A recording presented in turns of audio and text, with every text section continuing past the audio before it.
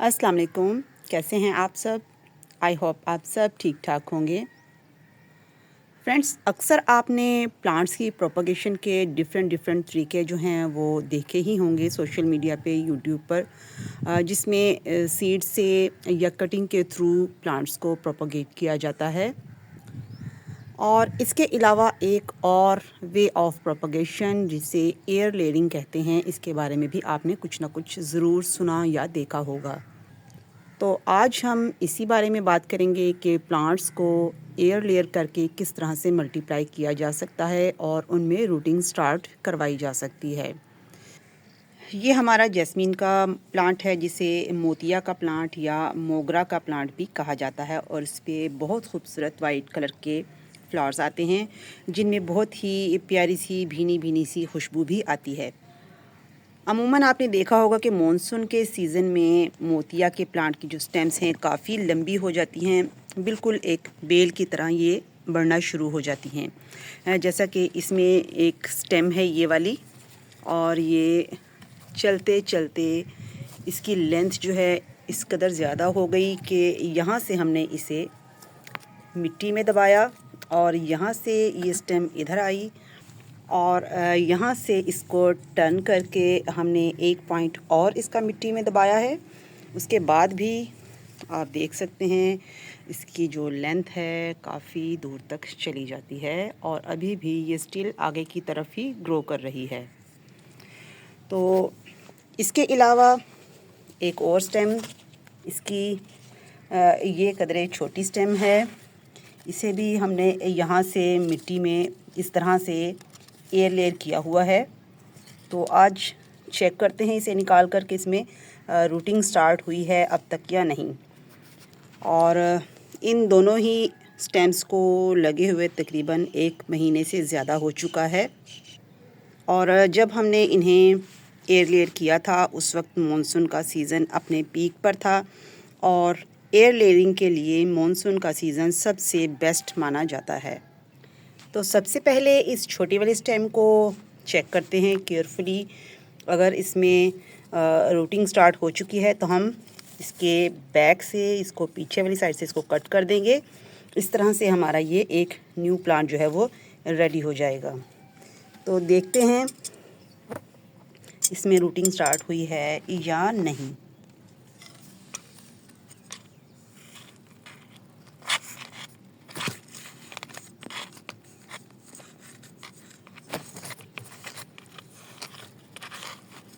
उम्मीद तो बहुत है कि इसमें रूट्स जो हैं वो आ चुकी होंगी।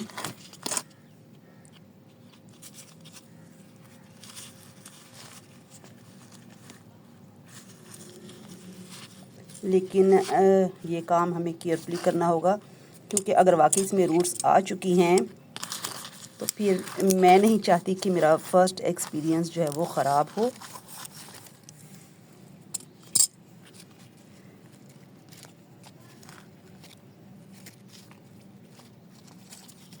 ये देखें, आप देख सकते हैं कि ये इसकी रूट्स हैं,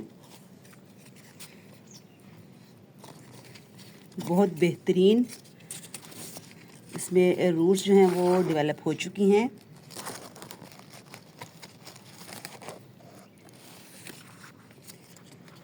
तो इट्स मीन हमारा ये वाला प्लांट जो है वो रेडी हो चुका है। अब हम इसे अगर पीछे से कट कर देते हैं तो इसे कुछ भी फ़र्क नहीं पड़ेगा, क्योंकि अब अपनी केयर करने के लिए ये ख़ुद पर डिपेंड हो चुका है।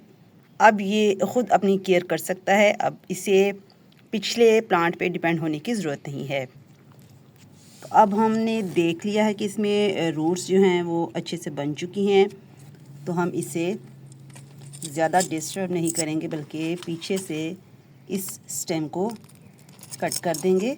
तो जनाब, इसको हमने कट कर दिया है, और इट्सेल्फ अब ये रूटेड प्लांट है, और हम इसे दोबारा से इसी तरह मिट्टी से कवर कर देंगे। ये देखिए इसकी रूट्स, बहुत बेहतरीन रिज़ल्ट्स आए हैं। शायद इतनी मुझे उम्मीद भी नहीं थी।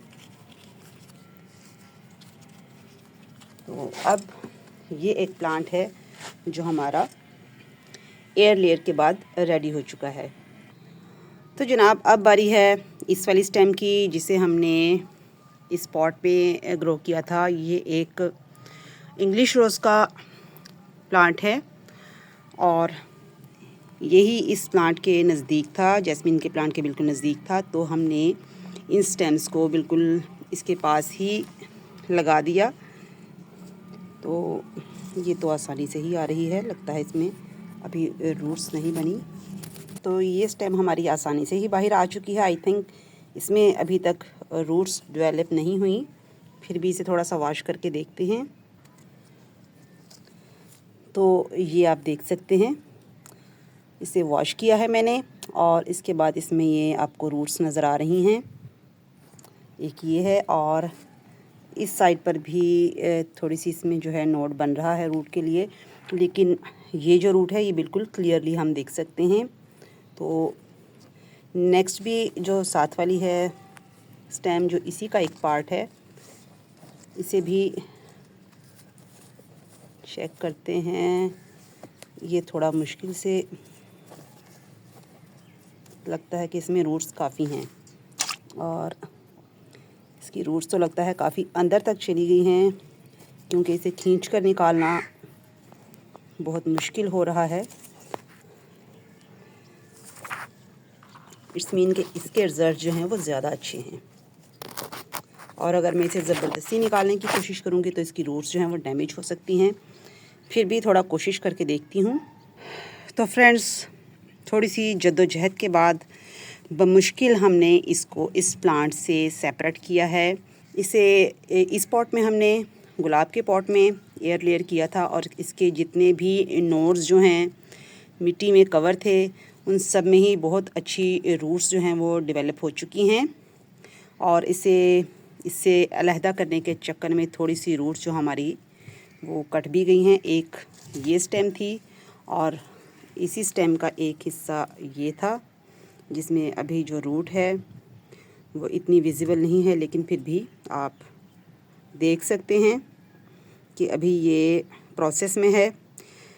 तो इस प्लांट को हम यहाँ से कट करके सेपरेट कर लेते हैं और दूसरे पॉट में इसे लगा देंगे। तो जनाब यहाँ से इसे हमने कट कर दिया है और ये हमारा नया प्लांट रेडी होने जा रहा है। तो शिफ्ट करते हैं इसे दूसरे पॉट में। तो अभी जिस सॉइल में हम इसे शिफ्ट कर रहे हैं उस पर फर्टिलाइज़र बिल्कुल भी ऐड नहीं की हमने। जब थोड़ा स्टेबल हो जाएगा तब अगर ज़रूरत हुई तो हम इसको फर्टिलाइज़ करेंगे।